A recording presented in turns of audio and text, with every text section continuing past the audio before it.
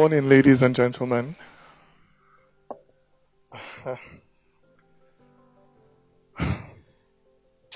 With the exception of primary and postgraduate studies, I am a product of the Nigerian public school system.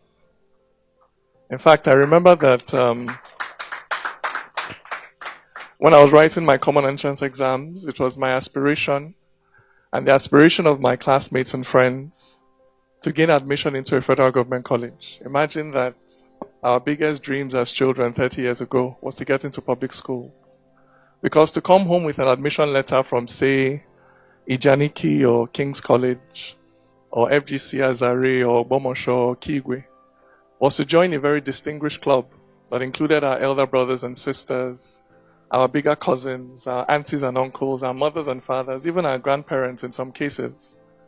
And so it was with pride that you will go to the tailor to sew your boarding school clothes, and then to the market to buy the cutlass that you used to cut grass in school. It was with pride that you dragged your box full of your clothes and provisions through the school gates at resumption. With pride, you chose your bunk space in the dormitory and hooked up your mosquito net. With pride, you followed your mates to the tap in the morning to fetch water to bath. With pride, you pinned your school badge to your shirts and sang the school anthem in the assembly hall. With pride, you identified yourself anywhere you went as a student of a federal government college. But where is that pride today? 30 years ago, it was the aspiration of my parents for me to go to a public school. What is my aspiration for my children today? What is your aspiration for your children today? I'll tell you. You send them abroad for their education.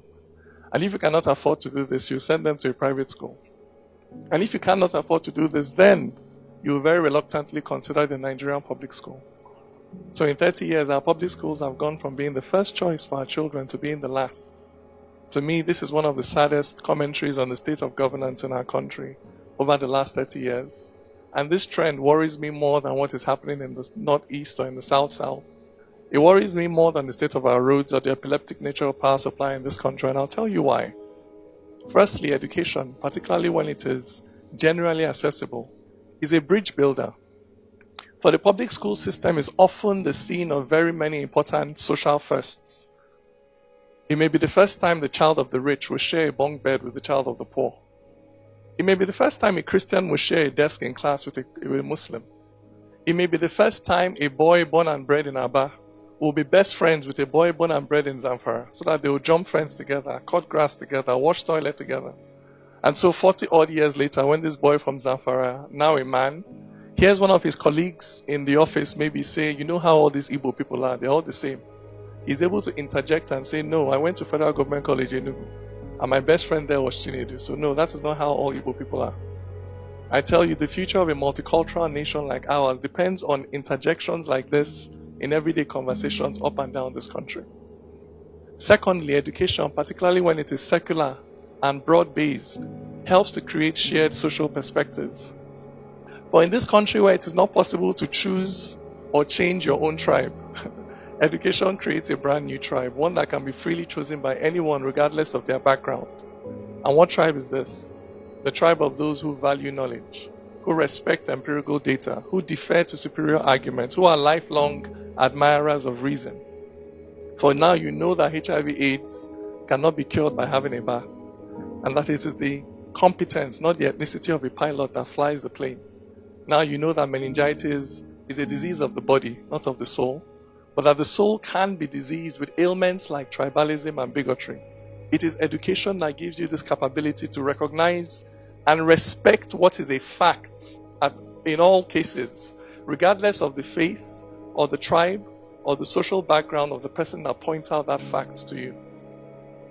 Thirdly, education, particularly where it is qualitative and broad-based, it helps to moderate social tensions. This is a tension between the haves and the have-nots. For by giving poor people access to the same quality of education as the rich, you not only give them the capacity to change their socioeconomic circumstance, you give them the capacity to moderate how they express grievance over that socioeconomic circumstance. So in a country that is already deeply divided over faith and tribe, to neglect the education of the generality of our people, in a country where peace depend on our ability to carry out very sensitive conversations over potentially explosive issues. To neglect the education of the generality of our people is not just to ask for trouble, it is to guarantee trouble. For in the end, a society cannot rise above the level of the mentality of its majority. So that to predict the future of a society, what you need to examine is not really the content of the speeches of its politicians. What you need to examine is the content of the curriculum for its students. And I say this because I am an idealist. No, this does not mean that I have my head in the clouds. What it means is that I believe firmly that ideas precede reality. So that before something can exist in the physical, material world, it must first exist as an idea in somebody's mind. So for instance, before there was electricity, there were people who thought about it, then dedicated their lives to going out to invent it, to chasing that dream and following those convictions, for it's clear thinking, not concrete, that holds up great nations. For the height of a tree is the depth of its roots. So a society cannot be much more than the sum of its thoughts. It's what you reason, that's what you conceive. And when life puts pressure, that's what you will give. For this world is advanced not by latest gadgets, but by people who don't accept mental limitations. This is the power of the mind. That is why crude oil cannot compete with an enlightened mind. That is why Agbada and Babariga cannot compete with ideas. That is why Nigeria, with all her natural resources, cannot compete with a little nation with no natural resources worth mentioning called Singapore. This is a large part of why we were colonized in the first place. Not because we were lesser human beings, but because in that struggle between civilizations, the other side had access in many critical areas to more advanced thinking, as evidenced in more sophisticated technology.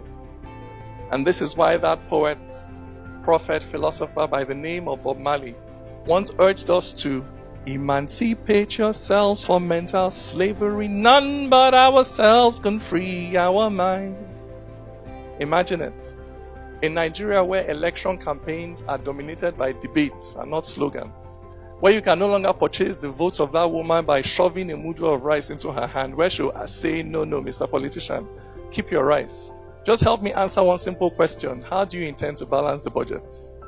Imagine in Nigeria where research into the illnesses that afflict us, like sickle cell or prostate cancer or breast cancer, where research and development into cures to these illnesses happen here, where other people do not come, harvest our medicinal plants, take them elsewhere, convert them to wonder drugs, then sell them back to us. Imagine a country where it is common knowledge that there is no physical or metaphysical benefit to be gained by slicing off the clitoris of a young girl or limiting her socioeconomic options in society. Imagine a Nigeria where we no longer allow limitations to be placed on the part of anyone on grounds of custom and tradition or faith or religion, where everybody is free to become who and all that they can be in this life. Imagine a country that is powered by the almost limitless energy of our collective and enlightened minds. And ask yourself, on what part of the struggle to build a society like this are you on? Are you fighting on the side of ignorance and prejudice and bias and blind and unquestioning adherence to culture and tradition? Or are you fighting on the side of reason, of the spread of knowledge, of enlightenment for all, with the unprecedented power that the internet has given you to spread your ideas, you as an individual, you as a company, you as an NGO, you as the government? What part of this struggle are you fighting on? Thank you very much.